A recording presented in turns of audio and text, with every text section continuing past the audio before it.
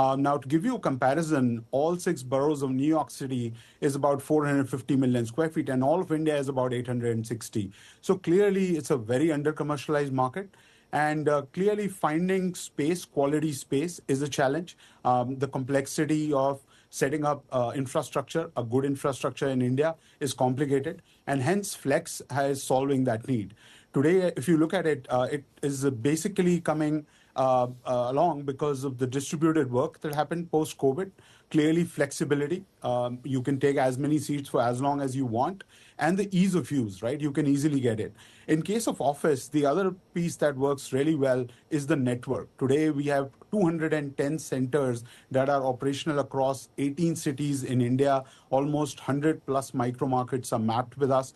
So you can find an office location in the top 7 tier cities almost in a 10 to 15 minute driving radius. So hence, it's solving flexibility, it's solving distributed work, it's solving scalability, and it's solving accessibility.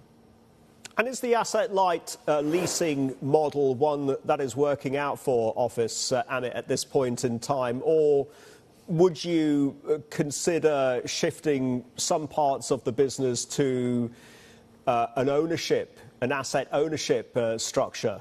Does that work, and is that appropriate for some cities and markets within India? So we are an asset-light business, right? And hence our return on capital employed is almost 62% for the year. For the quarter, it was 76%. And we believe that this model is probably the only sustainable model going forward. Almost 67% of our portfolio today is in what we call as managed aggregation, which is basically an asset-light model where our landlord partner is investing majority of the capital, and then we do a profit share with them. As we go forward, this ratio will continue. We will not get into any asset-heavy business. We are akin to an hospitality play, right? I mean, we are a day hotel. And from that perspective, I think it's proven in the hospitality space that this is the only model that works, right? This is the only model that's scalable. And hence, in the last 10-year journey, we have been able to get to about 200 plus locations in a very short span. Amit, can you tell us where occupancy rates stand? I understand that they're close to 75%. And what expansion plans do you have in mind? And how many offices do you plan for the current and the next fiscal? Sure.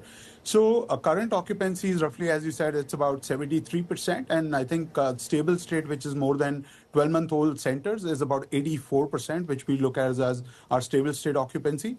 As I mentioned earlier, we would look to add about the similar number of seats that we added in FY25 for FY26. And this pace, we believe, will continue to help us keep our center at the similar level of occupancy. As an example, we sold in FY24 about 37,000 new seats. In FY25, we sold about 53,000. So obviously, the pace of seat addition has kept up with new seat sales as well. And we look to continue to that momentum as we go forward. And are Tier 2 and Tier 3 cities on the table in terms of expansion and next steps for Office? So we are currently already in 8 Tier 2 cities. We will add Vijayawada this year to get to about 9. Tier 3, we don't believe is an opportunity, at least for the next few years. And I say that because of primarily compliant supply available in Tier 3 cities, right? So as long as we have compliance in terms of supply availability, we will expand into that city. And we believe the 9 cities that we are in today is where the future of India from 4 trillion to 10 trillion economy is going to be written in addition to the Tier 1 cities, but no plans for Tier 3 cities right now.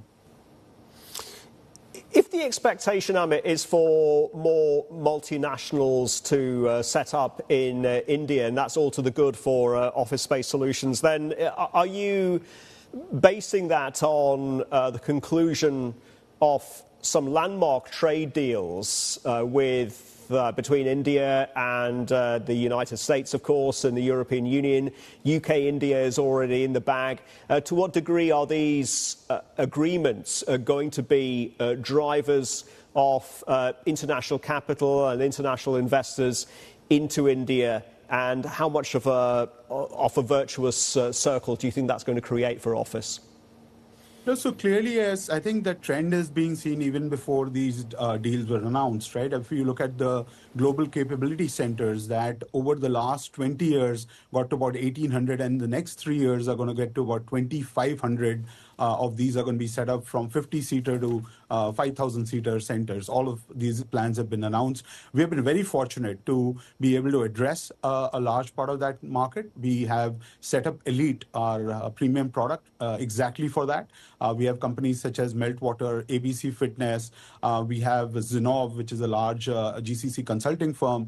They have set up shop in our centers. And we feel today that this demand, in addition to the outsourcing continuity, India offshoring, which is already a large part of our portfolio today, will continue to drive demand in India.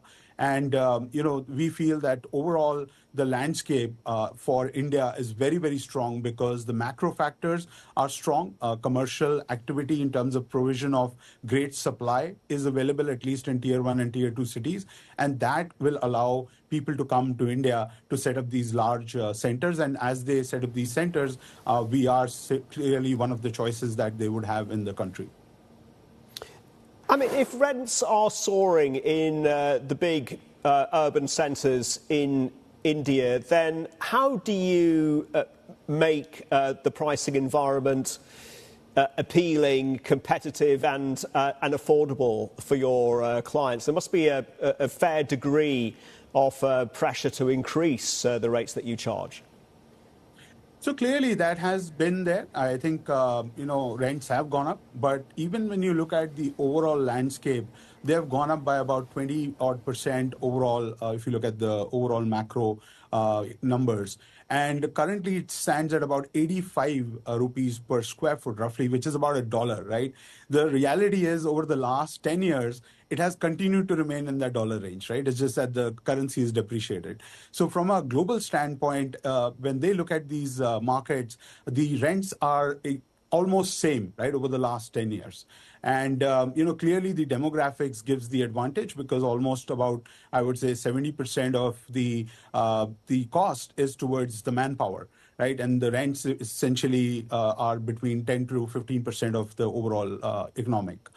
So I think from that standpoint, India continues to remain a choice for a lot of these large multinationals who are looking to get work done.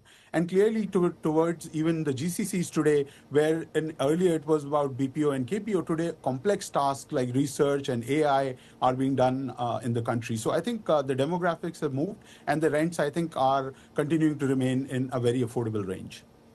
It's interesting you mentioned the AI build out, which is arguably in a nascent stage. Is there a theme that Awfis can perhaps latch onto? And are there, I mean, we can talk about Bengaluru and that being a very well-established IT hub, but are there other potential Silicon Valleys in India that you see arising that represent opportunities for Awfis?